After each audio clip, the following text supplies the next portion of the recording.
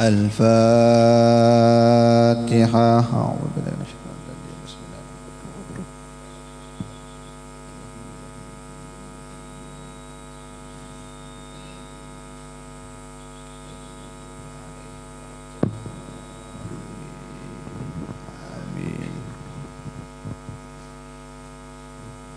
بسم الله الرحمن الرحيم. اللهم إني احتطت بدرب الله طوله ما شاء الله قفله لا إله إلا الله بابه محمد رسول الله صلى الله عليه وآله وسلم سقفه لا حول ولا قوة إلا بالله العلي العظيم أحاط بنا من بسم الله الرحمن الرحيم الحمد لله رب العالمين الرحمن الرحيم مالك يوم الدين إياك نعبد وإياك نستعين اهدنا الصراط المستقيم صراط الذين أنعمت عليهم غير المغضوب عليهم ولا الضالين آمين. سور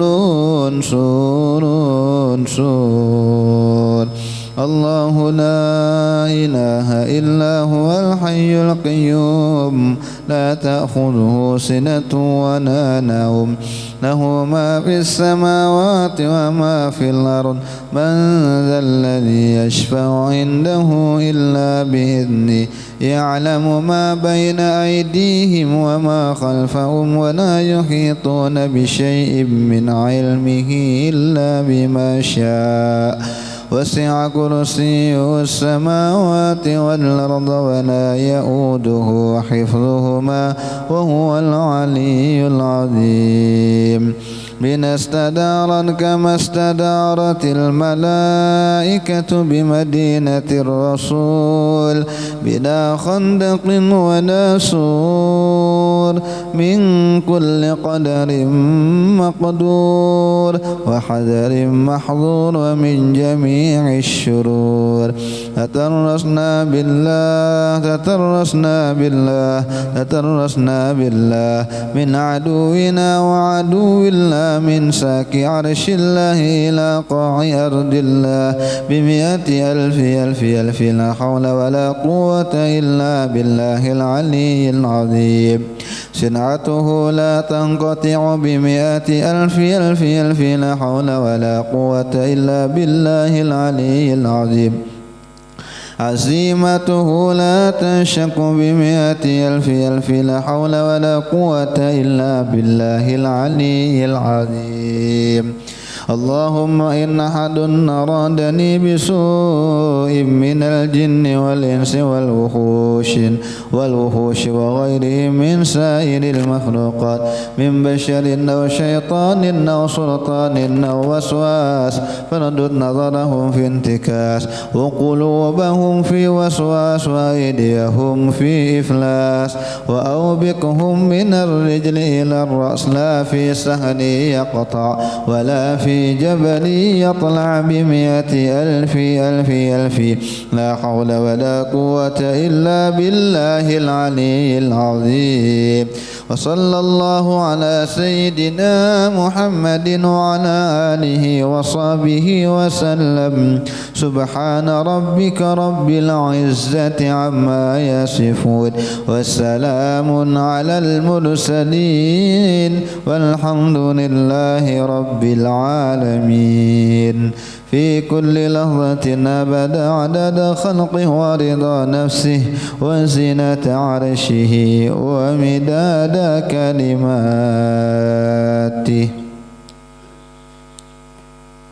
اللهم صل على سيدنا محمد طب القلوب ودوائها وعافية الأبدان وشفائها ونور الأبصار وديائها وعلى آله وصحبه وسلم اللهم صل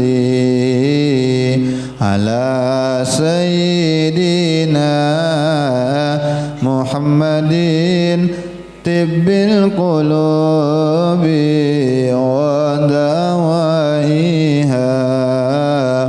وعافية الأبدان وشفائها ونور الأبصار وضيائها وعلى آله وصحبه وسلم الله سيدنا محمد طب القلوب ودوائها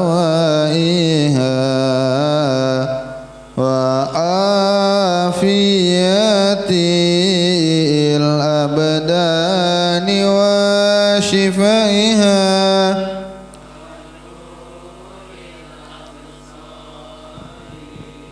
وديائها وعلى آله وصحبه وسلم.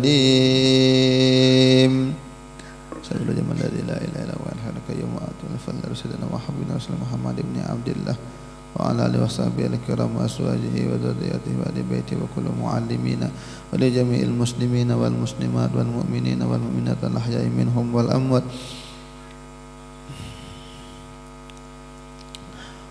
وصل إلى شيخنا ومربنا الشيخ مشر منسود البنجري وخصوصا إلى مؤلف هذا الكتاب للسيد علوي بن عباس المالكي الحسني وإلى الإمام عبد الله بن الوحدة ولجميع مشايخنا أينما كانوا إلى أمواتنا وأمواتكم وأموات المسلمين أن الله يغفر لهم ويرحمهم ويعلي درجاتهم في الجنة وينفعنا بما أسرارهم وأنوارهم وعلومهم ونفعنا في الدين والدنيا والآخرة وعلى كل نية صالح وعلى كل ما نوى بسلف صالح بنية القبول وتمام كل الصود ومأمول وإلى حضرة الرسول صلى الله عليه وسلم. الفاتحة.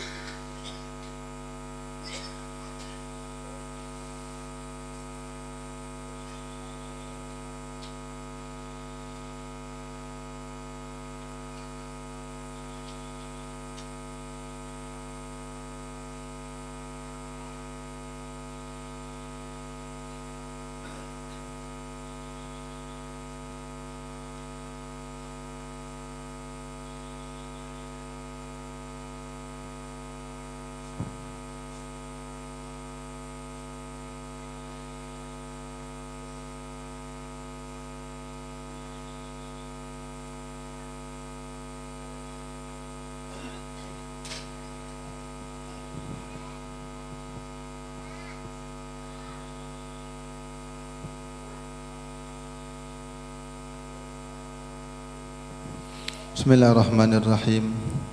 Wa qala al-muallif rahimahullahu ta'ala wa nafa'ana bihi wa bi ulumihi fid dharain amin. Bismillahirrahmanirrahim. At-tarhib min taswiril hayawanat. Ini ancaman buat gambaran binatang. Artinya apa hukum menggambar binatang?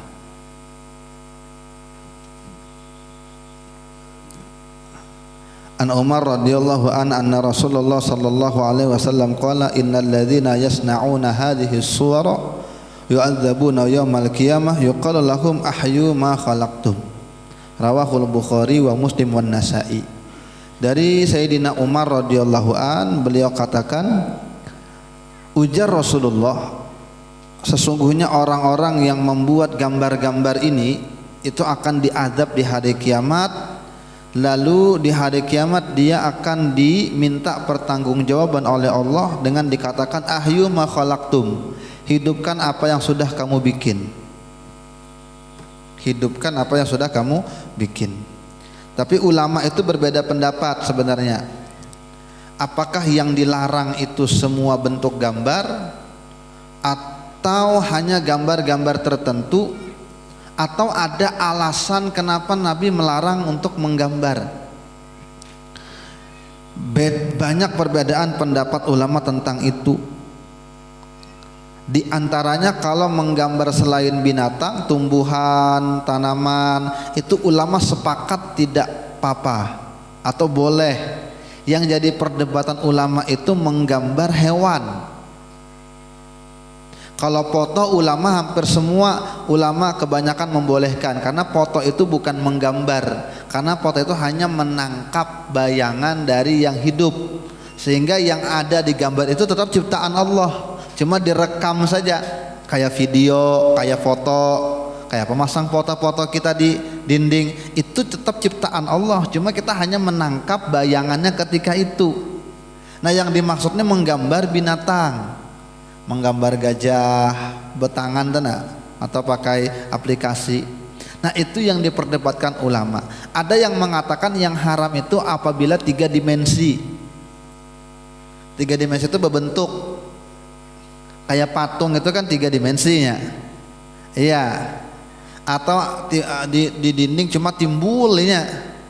Nah, itu ada yang mengatakan itu yang haram. Ada lagi yang mengatakan kalau seluruh badannya utuh, sekira-kira dia bisa hidup. Kalau tidak ada tangan, tidak ada kaki masih bisa hidup. Cuma mungkin kepalanya hilang, itu kada apa-apa. Nah, cuma lagi ada yang beralasan kenapa gambar itu tidak boleh, atau patung lah tidak boleh, karena pada saat itu umat Islam masih dekat dengan zaman jahiliyah yang banyak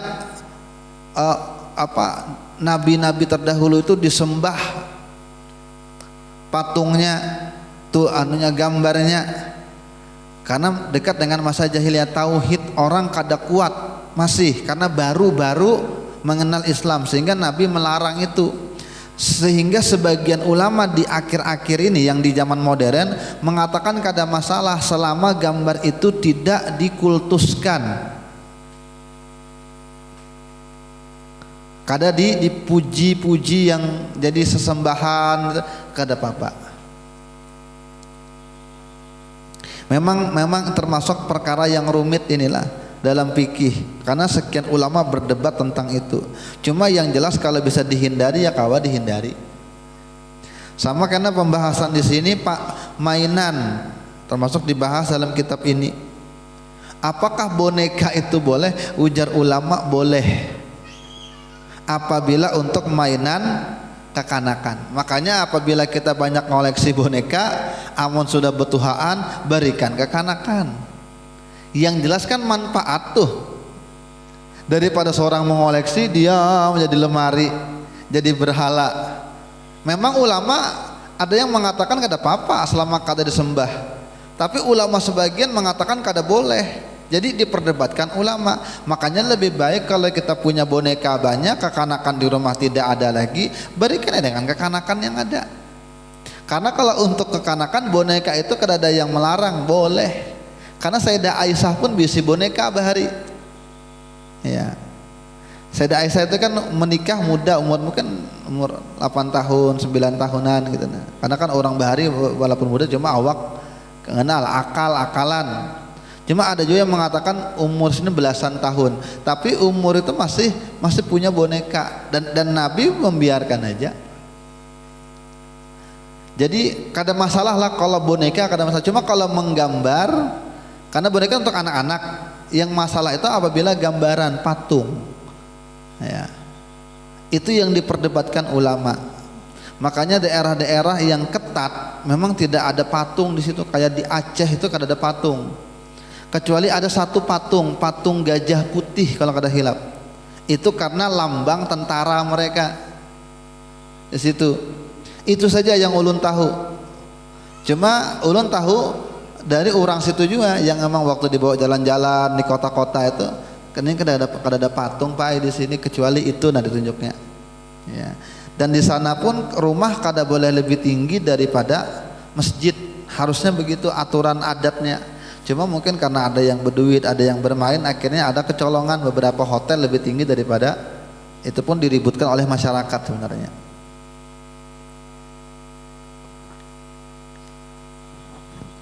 Tapi sebagian ulama ringan itu, ringan apalagi ulun pernah melihat orang ulama Azhar, alumni Azhar, wah ada ya patung di rumah, bukan patung binatang, patung manusia lagi, ya patung guru Sidin. Artinya kan seandainya kada boleh, haram dibuang Sidin Bang, tapi itu di rumah Sidin ada.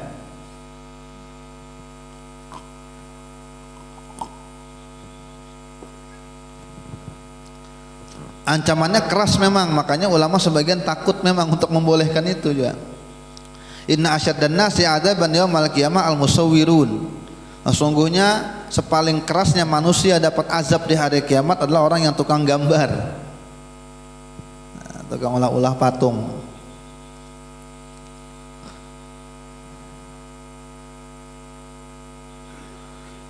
Makanya Nabi katakan, ujar Abu Hurairah, Allah Ta'ala berfirman, siapa lagi yang lebih zalim daripada orang yang pergi lalu dia menciptakan makhluk seperti ciptaanku.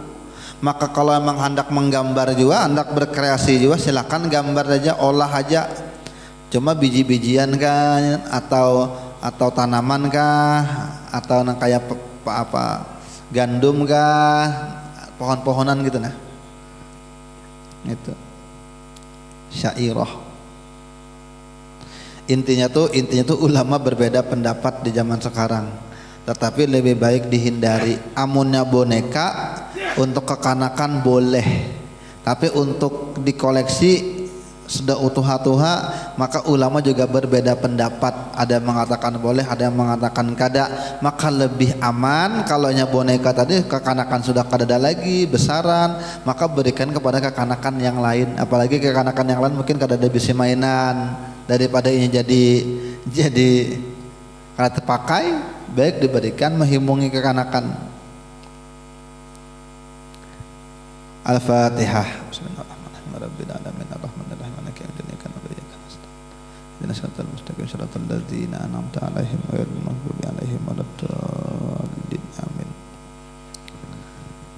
Bismillahirrahmanirrahim. Wa 'alaika bi islahi dzati bainihim. Fa inna fil islahi fadlan yazidu ala fadlin nafli minas salati was siyam wala sayyima bainal walidi wa waladihi wal qaribi wa qarabatihi. Qala Allah Ta'ala, innamal mu'minuna ikhwatun fa aslihu baina akhawaykum wa iyyaka wa ifsadu dzatil bayyin bin namimati wal ghaibati wa nahwihima mimma yujibu tanafuri wa tadaburi fa inna dzalika indallahi ta'ala azimun. Kata Imam Abdullah Al-Haddad, wajib kamu mendamaikan orang yang bertengkar, wajib kamu mendamaikan orang yang sedang bermusuh-musuhan, karena di dalam mendamaikan orang yang bermusuhan itu ada keutamaan yang lebih utama daripada keutamaan amalan sunnah, termasuk diantaranya sholat, puasa. Jadi ujar Imam Haddad, pahala mendamaikan orang itu lebih ganal daripada puasa sunnah, lebih ganal pahalanya daripada sholat sunnah. Mendamaikan orang yang berkelahi, mendamaikan orang yang berkelahi, pahalanya besar, lebih besar daripada pahala sholat sunnah dan puasa sunnah. Mendamaikan orang yang berkelahi, terlebih lagi yang berkelahi itu orang tua dengan anaknya. Ini bisa terjadi, mungkin kita lelakian, bini berkelahi dengan mamanya, mungkin, maka si laki ini jangan tukang kompor, habis si bini meledak ya. Maka kalau pahalanya sangat besar maka dosanya pun sangat besar ya Sidin. Sama bini bisi laki berkelahi dengan kuitannya, yang bini jangan mengompor-ngompori, besar dosanya, tapi kalau mendamaikan besar jua pahalanya, ujar Sidin.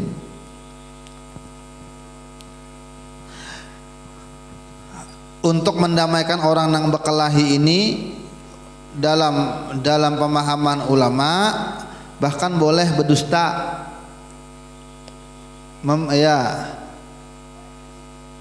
Nih, orang yang berkelahi mau damai, kalau kita dustai maka mendustai mereka yang berkelahi itu hukumnya boleh.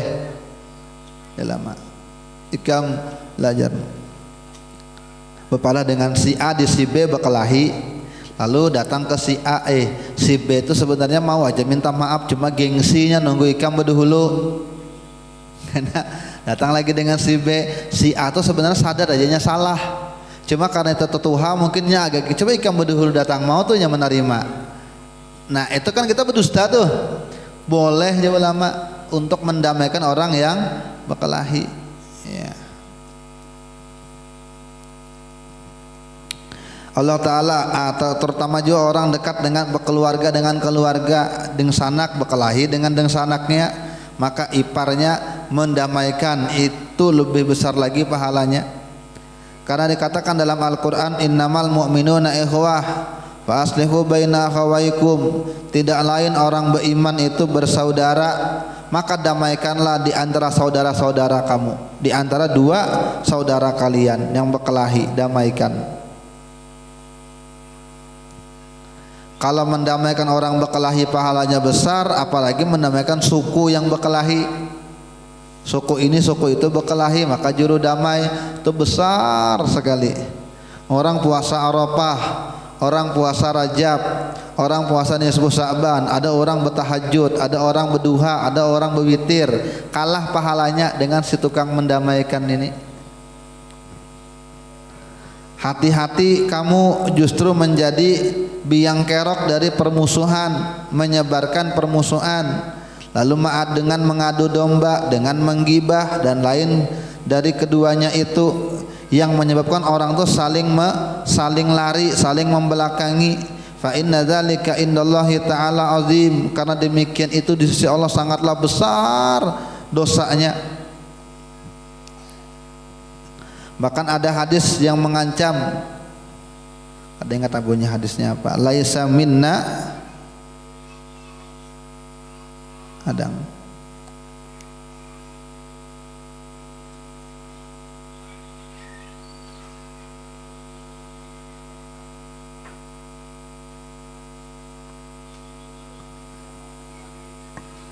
laisa minna man khabbaba imra'atan ala zawjiha aw 'abdan ala sayyidihi.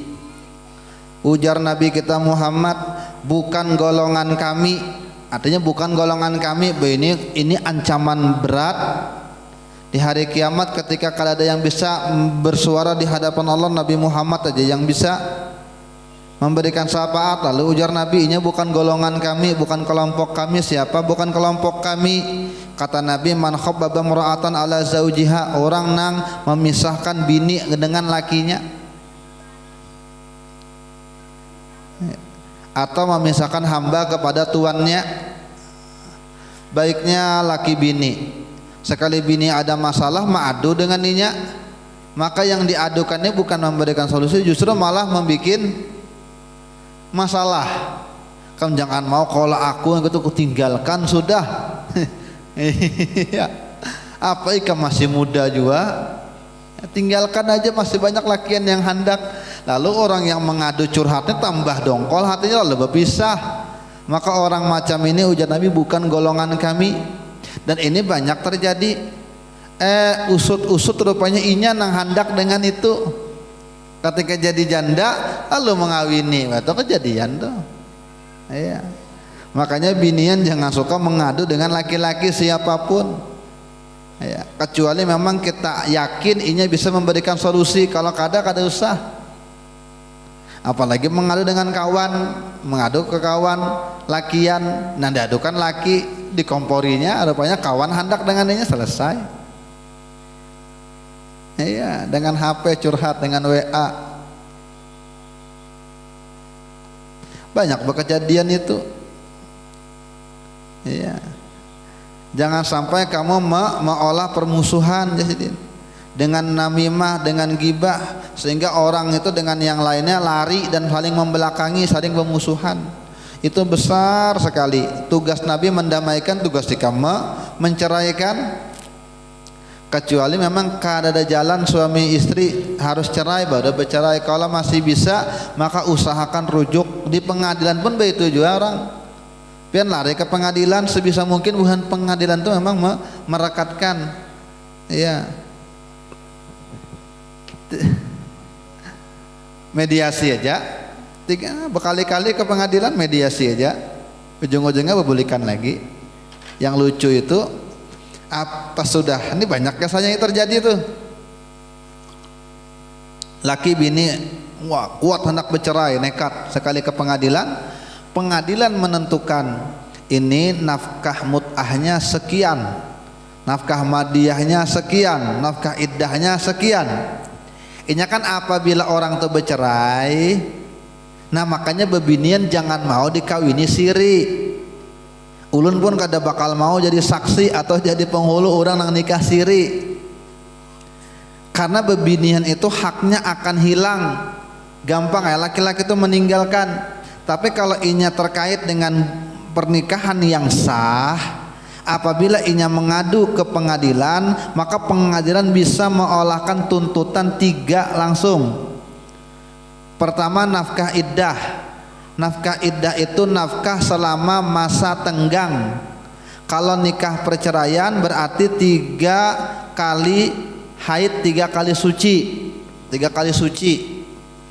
Kalau orang kada normal haidnya setahun sekali, kada mungkin 3 tahun, maka hitungannya hitungan waktu. Nah, itu penting tuh. Jadi selama anggaplah 3 bulan 3 kali suci atau 4 bulan, maka 4 bulan itu berapa biasanya laki memberi nafkah bini? Misalnya sebulan 1,5 juta, kali 3 berapa? 4.500.000. Berarti itu harus dibayar sebagai pesangon. Kan orang kalau ampih begawi PHK ada pesangon. Kalau dalam Islam ada juga namanya nafkah iddah. Apabila laki mencerai bininya, selama masa iddah bahkan pesangonnya pun kada boleh dikeluarkan dari rumah. Inya laki bini, rumah lakinya, lalu bercerai, bininya kada boleh dikeluarkan habis bercerai kecuali masa iddahnya selesai. Apabila inya mengusir bininya, sudah mencerai, zolim laginya berarti. Nah itu yang banyak orang kada tahu. Cerai hari ini, hari itu juga langsung berbulik, kada boleh. Sekalipun pengadilan yang ketok palu, bapak ibu resmi bercerai, kada boleh berjauh dari rumah itu selama masa iddah belum habis. Cuman yang bini dengan yang laki ini bukan laki bini lagi, jadi orang lain, maka kada boleh bersentuhan. Nang bebinian nang awalnya kada berjilbab, kada boleh membuka jilbabnya dalam rumah walaupun mantan suaminya, jadi orang lain bang, cuma kada boleh dikeluarkan. Dan inya mesti wajib diberi nafkah selama masa iddah. 1. Nafkah yang kedua adalah nafkah mut'ah, pesangon tadi, pesangon sebagai tanda maaf suami yang telah menceraikan, mentalak.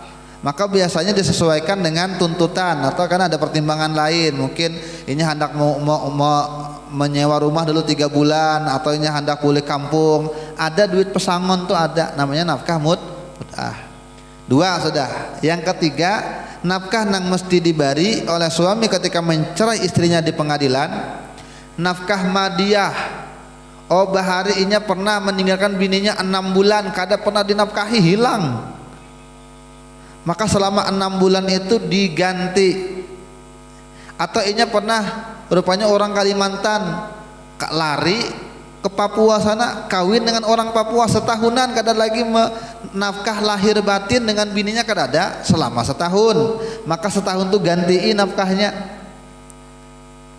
Nah untung kalau bebinian, kalau nya bersurat, kalau nya kada bersurat lakinya pergi kada kawa apa-apa, hilang. Kalau bebinian mesti dapat, karena ada surat dan surat itu kawa dilaporkan ke polisi.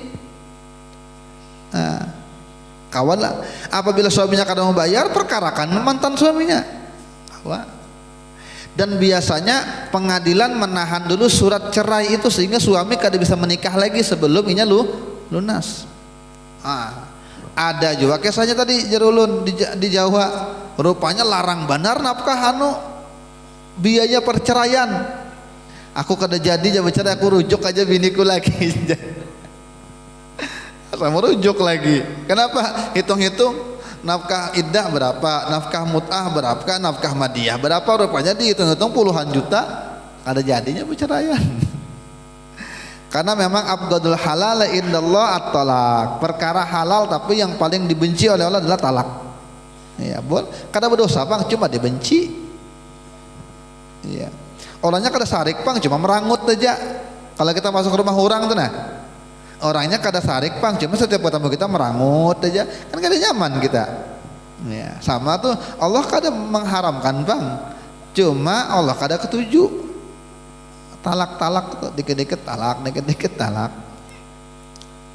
Nah, gara-gara membahas nih tadi, tukang adu domba, tukang kompor tadi. Jadi apabila ada orang mengadu laki bini berkelahian, ada kawan, apabila kita mengompor-ngompori, maka ujar Nabi bukan golongan kami. Orang yang memisahkan bini dengan suaminya, bukan golongan kami. Ini biasanya berbina dengan bebinian nih. Apabila lakinya kayak macam-macam, dia kawannya, ikam tinggalkan aja, bapak ikam takutan, ikam bungas saja lagi. Ya, paling ikam ini dalam cerai kan banyak yang hendak dengan ikam lagi. Nah, lalu si bini ini awalnya ragu-ragu hendak bercerai, lalu nekat bercerai. Nah, bukan golongan kami. Apalagi nang memang beristilah mengilmui laki bini itu baik, tiba-tiba jadi pemusuhan, lalu berceraian. Ada ilmunya tuh, ada ulun tahu ilmunya tuh ada. Ilmu ma'anu bini orang coba jahatnya ada. Orang tuh baik laki bini, tiba-tiba diandaki macam-macam, di ilmu kerasukan lah si bini ini, kemudian kada pernah baik, was-was lah, ujung-ujungnya berceraian. Iya, ada itu ilmu gitu ada. Aman namimah, adapun an namimah fahiya antan qula kalama insanin li insanin. Namimah itu engkau mengantar pandir manusia dengan manusia yang lain. Tujuan kamu dengan itu untuk merusak di antara keduanya. Maka Nabi katakan la yadkhul jannata namam. Tidak akan masuk ke dalam surga orang nang pengadu domba. Ya. Wa qala alaihi salam, Nabi mengatakan abghadukum ilallah ta'ala al-masya'una bainal ahibbah bin namimah. Orang yang paling Allah benci dari kalian itu inya yang berjalan di antara kekasih untuk mengadu domba tadi. Lalu al-mufarriquna bin ikhwan, lalu inya orang yang berjalan kemana-mana untuk mencerai-beraikan orang yang berkawanan. Kalau ini kada perlu berjalan, cukup lewat ketikan tangan aja. Maka tangan ngetik-ngetik mengompor-ngompori hubungan orang, laki bini atau kawan dengan kawannya, lalu inya masuk orang ketiga, lalu mau obok-obok hubungan, maka inilah orang yang ujar Nabi paling dibenci oleh Allah. Kalau dibenci dengan Allah itu selesai sudah, berarti hidupnya inya hidup cuma bagaikan mati, sumpek hidupnya, galau hidupnya, kada pernah bahagia, namanya orang dibenci. Ya. Adapun gibah, fa iya anta dzkura insanan fi ghaibatihi bima yakrahuhu law kana hadiran. Menggibah itu artinya kamu menyebutkan seseorang pada waktu ketiadaannya dengan sebutan, dengan kisah, dengan pemanderan yang dia tidak suka seandainya dia hadir ketika itu. Walaupun betul taksudu bidzalika tankisihi, kamu maksudkan demikian itu untuk mencederainya, merendahkannya. Sama aja gibahnya tuh apakah dengan pemahaman aja, dengan ucapan, atau dengan isyarat aja, atau dengan tulisan, sama aja. Ya, berkijip-kijip mata. Ya. Datang orang, baju aneh, baalis aneh, make up aneh. Lalu dia mengkode-kodai dengan kawannya matanya. Nah, untung-untungnya juga. Ya, sama aja jadi tukang gibah. Dengan isyarat pun sama aja sih, dengan isyarat. Tapi bujur aja kelakuannya kayak itu namanya gibah. Kalau nya kada bujur, itu bahasa Indonesianya fitnah. Ya, bahasa Arabnya buhtan, ma'ada-ada. Lebih banget lagi tuh. Dan gibah ini memang yang paling ngalih dihilangkan. Jangankan orang alim bisa kena juga ke gibah ini.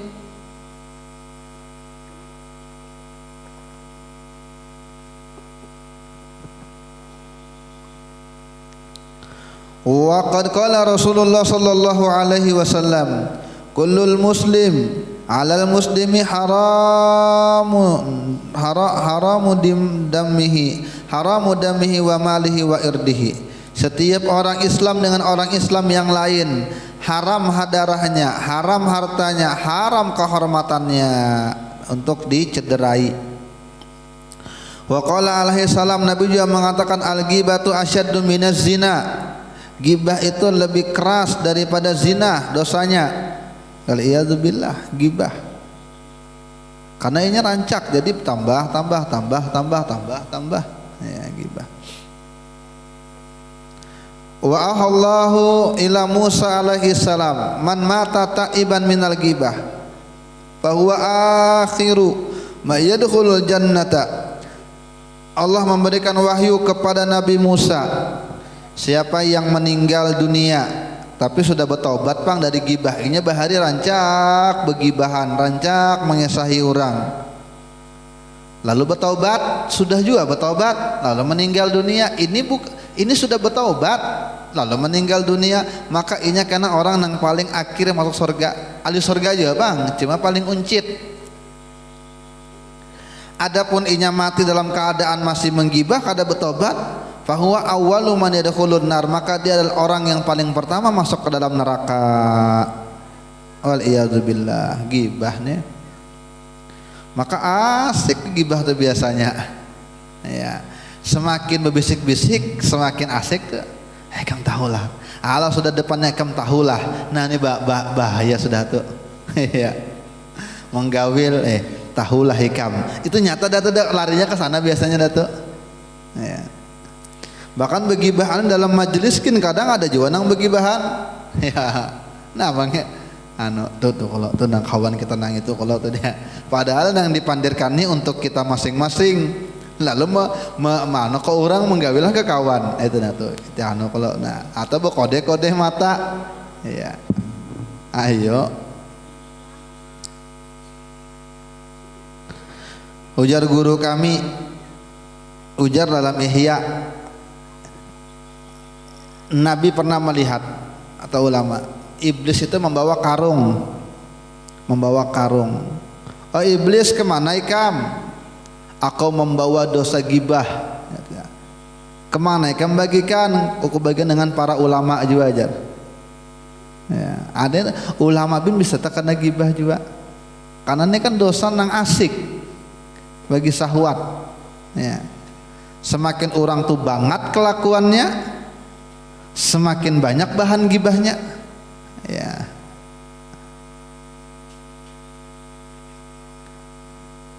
Tapi kelakuannya bang minta digibahinya, ada manusia itu memang kelakuannya minta digibahi. Iya. Kita sudah juga menahan-nahan, cuma kelakuannya minta digibahi. Maka di situ ujiannya memang. Di situ ujian kita. Wa iyyaka wazulmu, hati-hati kamu bersikap zolim. Zolim itu artinya wada'ta syai' ghaira mahallihi, kau meletakkan sesuatu bukan pada tempatnya, itu namanya zalim. Menempatkan sesuatu bukan pada tempatnya, itu namanya zalim. Anak sekolah harus sekolah, kada diberikan sekolah dengan mama abahnya, suruh minta-minta di pinggir jalan, zalim kuitannya. Sampah itu dibuang pada tempatnya, dibuang ke tengah jalan, zalimnya. Uang rakyat sagin rakyat, dimakannya sorangan, zalim namanya. Pokoknya segala sesuatu yang penempatannya salah, inya menempatkan sesuatu bukan pada tempatnya, maka itu namanya zalim. Itu pengertian zalim. Maka zalim itu pengertiannya kan luas berarti, ya. Homo itu zalim juga, ya, menzalimi diri sendiri. Harusnya batang itu diculup, diandakan di wadah BAB, laki dengan laki-laki, zalim benar itu. Kampung Sadum, kan kalimat Sodom itu dari nama kampung. Kampungnya Nabi Lut itu nama kampungnya Kampung Sodom, ya. Nang pertama kali kan nang marak LGBT kan di zaman Nabi Lut. Maka diambil orang ngarannya sodomi.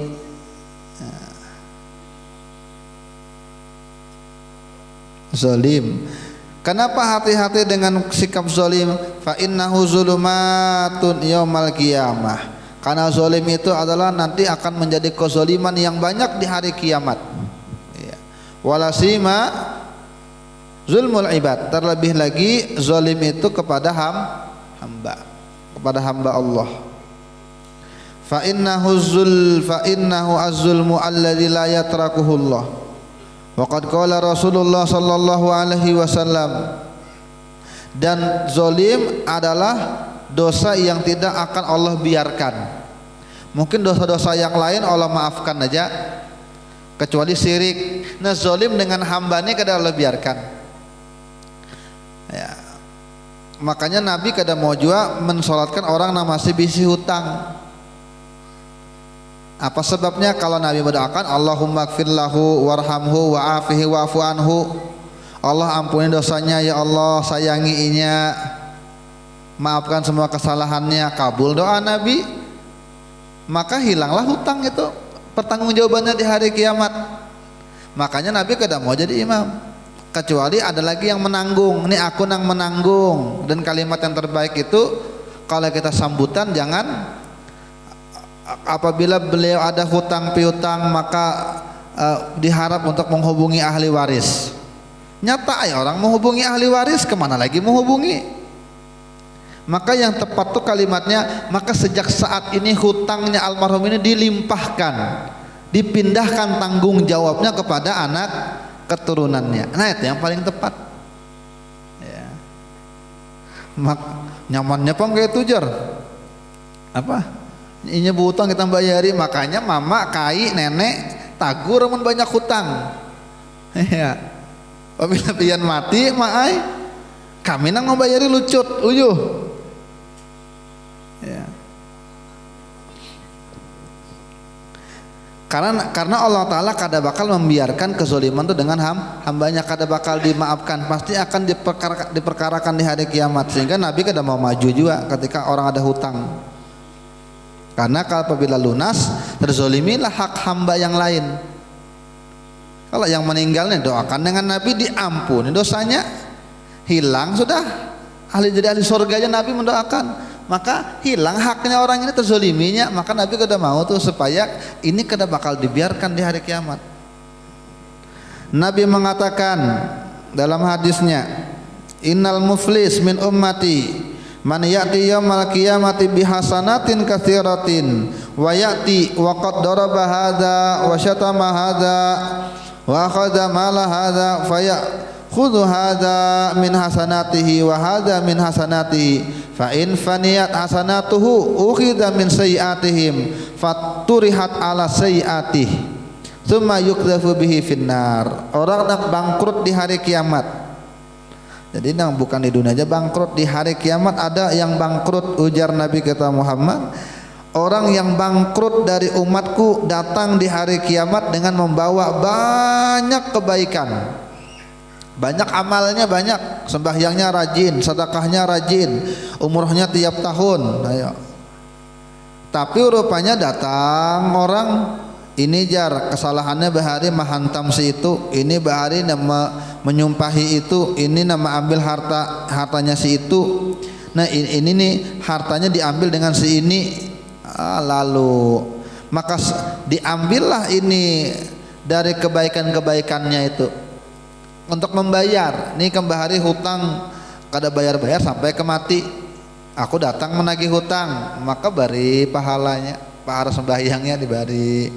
Ikan bahari kalau menghina aku, bari pahalanya bari hingga akhirnya habis. Kalau kebaikannya habis, maka yang datang membawa dosa, dosanya dilimpahkan kepada si dia. Maka pahala habis, dosanya bertambah.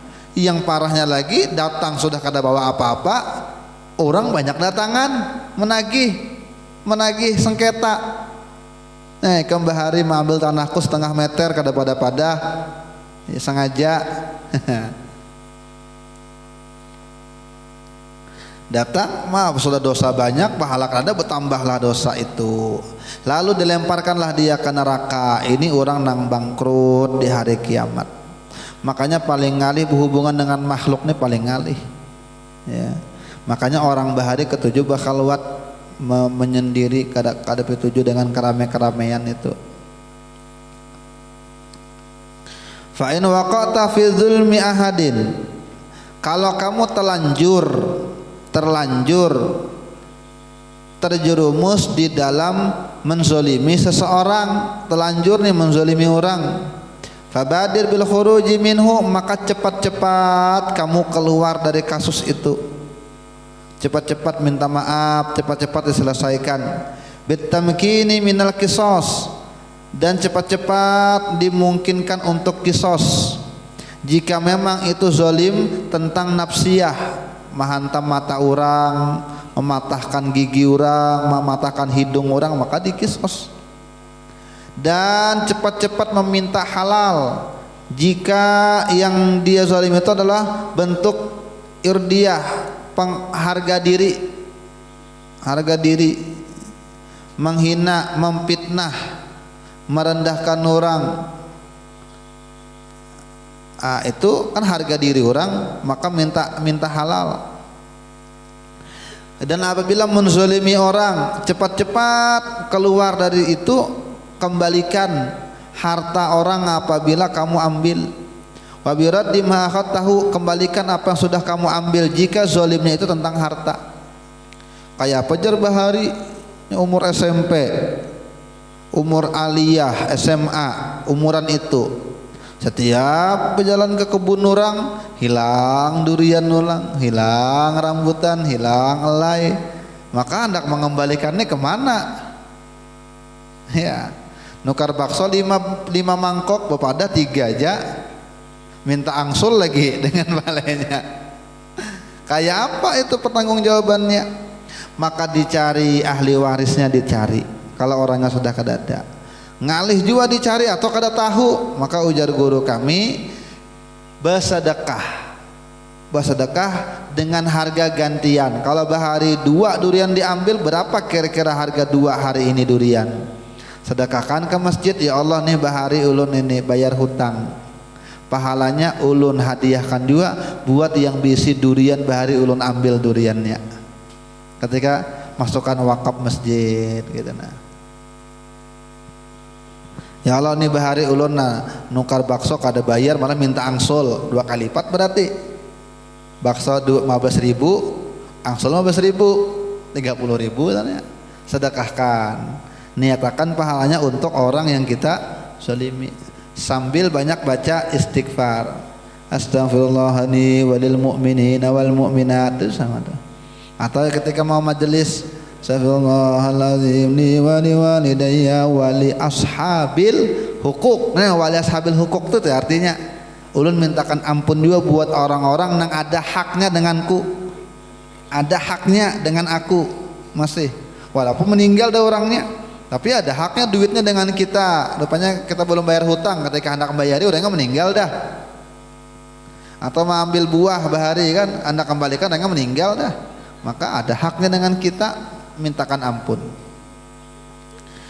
Dalam hadis dikatakan, man kanat alaihi li akhihi madlimatun, siapa yang ada berbuat kezaliman terhadap saudaranya, falyastahilla minhu qabla ayyatiya yauma la dinarun wal fihi wala dirhamun, maka hendaklah dia meminta halal dari saudaranya itu sebelum datang suatu hari yang tidak lagi ada dinar, tidak ada lagi dirham, duit kada berlaku lagi.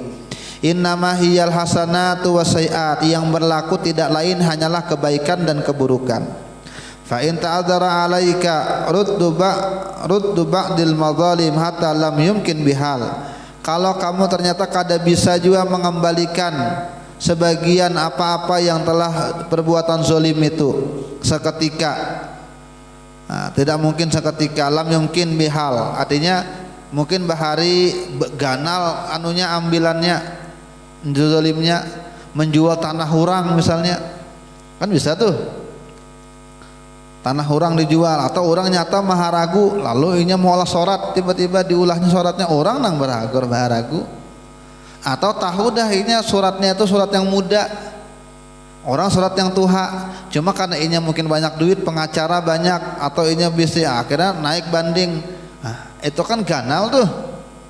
Atau menipu, rupanya hubungan trepal, menipu, nah, akhirnya orang lenyap duit di miliaran, puluhan orang naik haji gagal, rupanya inya nang menipu misalnya. Kan itu kan ketika anda tobat ngalih ngembalikan, ketika jatuh miskin kayak apa ngembalikan duit miliaran. Maka kalau begitu kata beliau, fa'alaika bisidqil lijai ilallah ta'ala, maka hendaklah kamu benar-benar kembali kepada Allah, minta ampun betul-betul kepada Allah dengan jujur, memang mengadu kepada Allah, wal iftiqad wal ittirari fi ayyardiya anka khasmuka, betul-betul berharap, betul-betul menghibah, mudah-mudahan orang yang kamu zalimi itu ridho dengan kamu, orang yang telah kamu musuhi itu tadi. Wabil iksari, dan perbanyak liman zalam tahu minat doa wal istighfar. Nah ini perbanyaklah memintakan doa dan ampun buat orang yang kamu zalimi dia. Wa alaika bidzabi an dima'il muslimina wa a'radihim wa amwalihim fi ghaibatihim wa hudurihim, wajib kamu untuk menghilangkan, menghindarkan dari darahnya kaum muslimin, kehormatan mereka, harta mereka pada waktu mereka tidak ada dan waktu mereka ada. Artinya menjaga bersama harta orang, harta kita juga. Bukan berarti kita boleh mengambil, cuma penjagaannya itu penting di sini. Rumah tetangga orangnya kadada, maka dijagaikan gitu nah. Sebagaimana kamu menjaga untuk dirimu sendiri pada semua itu. Fa inna man nasara musliman, kenapa harus begitu? Karena siapapun orang yang menolong saudara muslimnya, nasarahullah, Allah akan menolongnya. Wa man khadala musliman, siapa yang menyia-nyiakan seorang yang Islam, menghinakan orang yang Islam, maka Allah akan sia-siakan dan hinakan dia. Seandainya diamalkan nih jadi wali berataan kita, kitab ini nah tuntung boleh kita amalkan semuanya, tentram, kada ada lagi sogok-sogokan, kada ada lagi sindir-sindiran, kada ada lagi ya, semuanya zalim-zalim kada ada lagi. Seandainya tuh nah.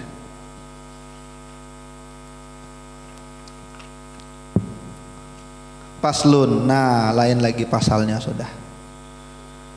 Cukup ya ulun rasa ini. Mudah-mudahan ada manfaat buat ulun, buat pian berataan. Mudah-mudahan dosa kita diampuni semuanya. Mudah-mudahan panjang umur, sehat afiat dalam taat dan manfaat. Mudah-mudahan naik haji kita berataan, dan mudahan wafat dalam keadaan husnul khatimah. Amin Allahumma amin. Al-Fatihah. Bismillahirrahmanirrahim. Alhamdulillahirabbil alamin arrahmanirrahim. Ihdinas siratal mustaqim siratal ladzina an'amta 'alaihim ghairil maghdubi 'alaihim waladdallin.